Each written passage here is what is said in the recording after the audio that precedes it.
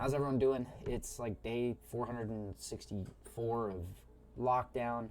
Nobody's having fun. Nobody's going outside. I know I'm not right now. Maybe I will.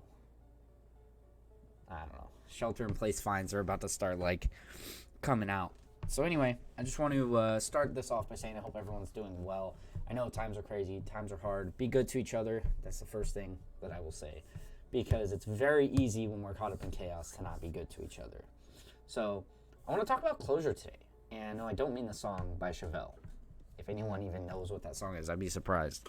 I don't even really think I remember that song that well. Anyway, so I want to talk about closure and the idea of how to bring yourself closure when you don't get the other person, because not all the time is everybody strong enough to meet face to face with somebody that has wronged them. And not every time is someone strong enough to meet face to face with someone they have wronged. People that wrong people that are at least maybe a little bit good in their heart tend to feel embarrassed or shame, or they feel guilty. They tend to feel things that may make them not want to be around the person that they did wrong. And if it's, someone who doesn't care, then that's where you step in and you have to do it yourself. So everybody's kind of becoming a little more closed off with each other, and it seems like the idea of let's talk is in everyone's vocabulary. Everybody's very good at saying let's communicate and let's talk things through and let's work things out. But it only goes that way when it's convenient for the other person. It's never like, oh, hey, one says we need to talk. Another person goes, you're right. It's okay, yeah, we'll talk. And then days later and days, and obviously I'm sure we all know the day never comes that you get to talk. And that's kind of like what I'm saying. The closure has to come from you. Now, I want to talk about kind of the definition of closure really quickly. Closure is when you truly feel at peace about something that happened to you. Now, closure is not staying in a situation like time after time after time after time until just it is beyond repair. Both of you are just broken. You're in shambles. You're a mess. Nothing's improving, and that is not closure. Closure is not burning down the entire house and being like, I tried. That is not a way to gain closure. So I just want to say, for those of you who think maybe if I give it one more try, I would really like you to reconsider. And it's not because maybe that wouldn't bring you some closure, but that's a very unhealthy way to bring yourself closure. Failure is not how you want to bring closure to things, believe it or not. You want to do it through awareness. You want to do it through being kind. You want to do it in a way that is conducive to both parties involved, hopefully, though that's not always the case. So I just wanted to get that out there. For some people, that's not closure. So not allowing somebody closure is forcing someone to face a two-party situation by themselves. And that sounds really crappy, and nobody owes you closure, by the way. Just want to say that really quick, too.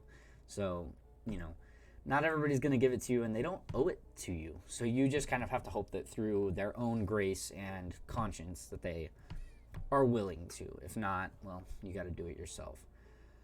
So one thing you can do as someone who hurt someone that can provide someone else closure is letting them vent. That's a very, very simple way to do it. And I don't mean through a text message. Some people are very, very, very literally skilled. Literately? Shit. Whatever. I'm like, they're just in their literary. There we go. Like that type of skill. They're very well spoken when they're typing. And they might not be as well spoken verbally. So sometimes you just need to allow them to send you a text message. You don't even need to respond. You just let them vent. When someone's hurt, you don't get to choose how they feel. When anyone feels, you don't get to tell anyone how they feel at any time, but especially not when they're hurt. So you don't get to say, what I did wasn't that bad. What are you talking? No. Throw that shit out the window. Get rid of that type of thinking. And it's not because we're coddling people. It's not because we're we're patting them on the head and telling them, oh, everything will be perfect. No, what you're doing when you say it wasn't that bad, you have immediately told them that they are not valid. So now what you're going to do is make them question their entire existence. We don't want to do that to people, especially not people we care about. And I would assume, if you're watching a video about closure, you probably care about somebody. So face-to-face is usually the best way to do this, and it can get so incredibly awkward for both people because you're hurt and you want to say a million different angry things, but you want to keep your composure, and the other person knows that they've hurt you, or they're also hurt, and you both want to say things, but you need to keep yourself calm, you need to keep yourself collected, and you want to make sure that you don't further extend that hurt and then make it to where there's no possible way you can get closure from each other. You have to shell up and get closure for yourselves. So you let the person vent however they need to, and sometimes people get heated. They get very upset and they might raise their voice, but if you don't raise your voice and you allow them the time to vent how they need to, they might actually even realize they're being too harsh and take a step back. And I'm not saying they might not say some things that they might, need to apologize for. That's part of how this works. Like I said, we don't control how they feel. So I can't tell you what's going to get said to you. I can't. They might call you a whole bunch of things. They might tell you a whole bunch of things. Maybe you deserve it. But that comes with the idea that we are going to come together for closure. And now I'm going to talk about closure by yourself. Forgiveness is really what it is. It's technically just forgiveness, but this allows you peace within yourself about something.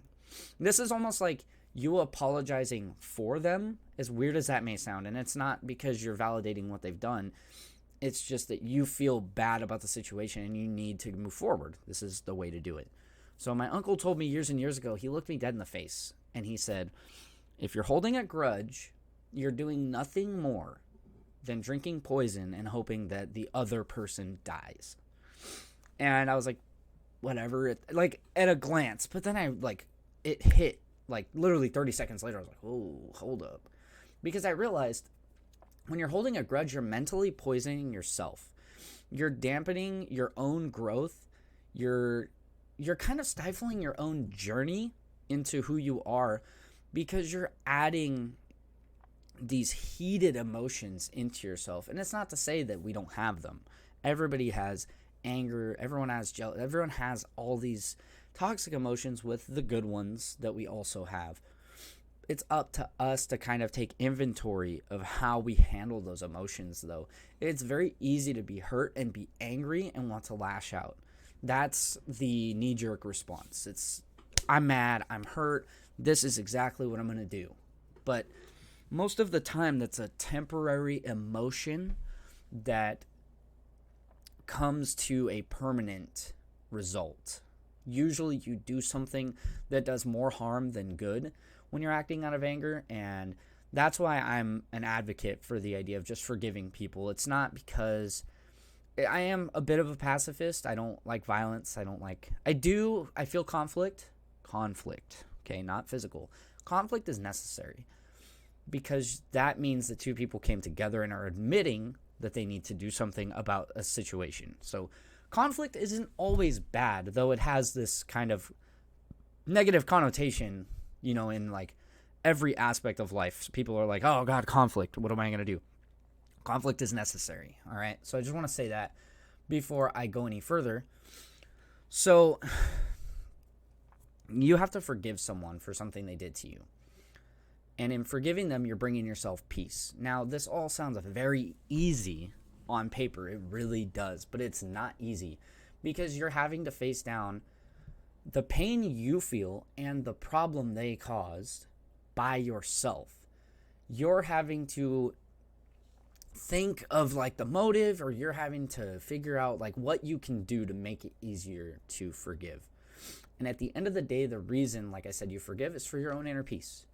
You don't do it for anyone else. You can't do it for anyone else, technically, because like I said, if you're drinking the poison and hoping they die, if you forgive them, they may never know that you forgave them. They might think for the rest of their life that you didn't.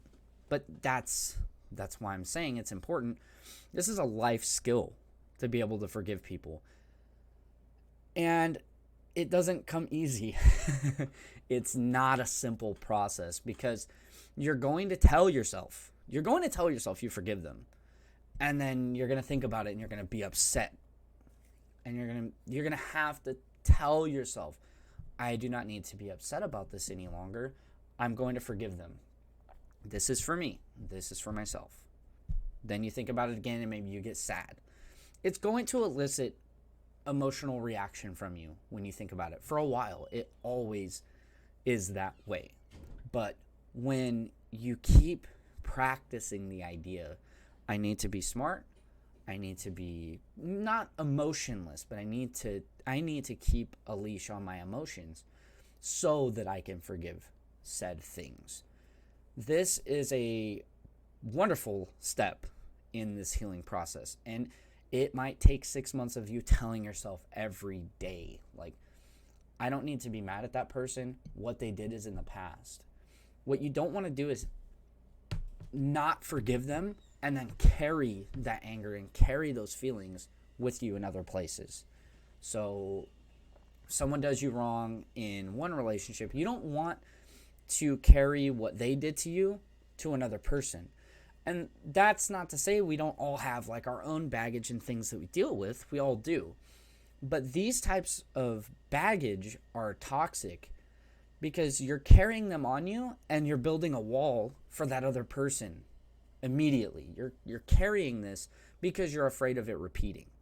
So forgiving is not, it is for yourself, but it also comes like full circle because you don't want to take that same situation to someone else's doorstep who did nothing wrong to you, doesn't even know the situation exists, doesn't know about these things, doesn't know that person. You get what I'm saying? Like, you don't want to harm other people in the process of your healing, and you don't want to harm other people in the process of you hurting. You don't want to lash out. I saw this thing, it's like, if you don't heal your wounds, you'll bleed on people who didn't cut you. I believe it's something like that. And that is true. You want to heal from kind of the major things that may cause you to be toxic, closed off, rude, like these other things that could hurt someone else, because you're spreading poison to other people. And we don't want to do that to people that we know, people that we care about, or people that we might end up caring about. I hope that this video was maybe a little helpful. I hope I conveyed my thoughts properly. I'll pretty much always tell you guys I hope I conveyed my thoughts properly. I have so much kind of in here. ADHD is like a superpower and a curse at the same time. I just hope, like I said, that this can help somebody. I hope everyone's doing well out there. Your families, your friends, everyone is healthy. Everyone's being taken care of. We're all going to get through this shit together. This shit will end eventually, and things will go back to normal. We just need to be strong. We need to be kind to others. We need to spread love. And we need to, above all else, just reach out to each other. Spread nothing but good with your day, your energy, your vibes, whatever you might want to call it. And I'll see you guys on my next video. Thank you so much for watching.